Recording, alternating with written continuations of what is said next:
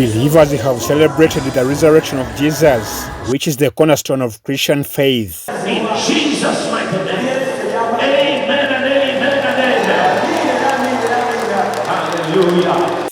Despite the morning downpours, Christians thronged different worship places. At Miracle Centre Cathedral Church, Lubaga, believers attended the day's prayer service that symbolizes hope and renewal, led by Pastor Robert Kayanja. Our message to this year, 2025, is a message of reflection on responsibility. The story of Easter, even the coming of Jesus, is that few people, few individuals, few government took responsibility concerning the redemption of mankind, the eradication of sin, poverty, sickness, and disease. He is risen as it was revealed and proclaimed in the scriptures, was the message through songs and hymns of praise.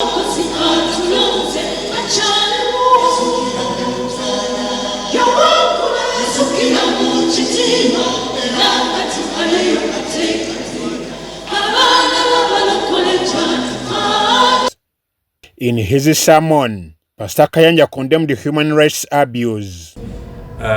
We thank God Uganda is still the enclave of peace, whereby all people in the region are running here for peace. But because someone took responsibility about 40 years ago, he took responsibility, and others, they said, we cannot continue having this kind of senseless killings. And the peace we have in Uganda, freedom of worship, freedom of expression, whatever we talk about now, even the prospectus that next year we're going to have election, because some few people took responsibility. Many of them never left the bush. They were buried there. But they were young, they were energetic, they had hopes, and they lost their lives. And without taking personal, community, national responsibility, it's very difficult for people to emancipate themselves and develop themselves.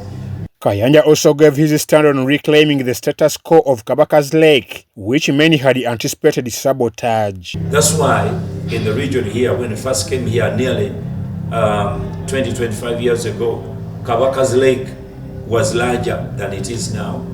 It has diminished. It's no longer a lake. It looked like a pond. And because of the poor drainage system. Number two, because many people are then encroached on that land. They lie, they pretend they have titles, they're entitled to have those places, and yet they don't have it. So I want to thank the Katikiro of Uganda, Charles Peter Mayiga Wechitiibwa. When I called him concerning, he responded positively, and also he gave me the minister, Dr. Anthony Wamala, and we met here. They came to the church with the entire team, and I told them the mitigating factors of helping that lake. Number one, because they build all the drainage across the city, and all the water are going to end up here. So the first mitigating factor is to dig a breezer, so that all the water, that however dirty it is, it just goes into that breezer first, and then we replant, because these papyrus were there, and reeds, to sieve the water before it enters into the lake. So the work is ongoing. I'm Njuko for UBC. You deserve our praise.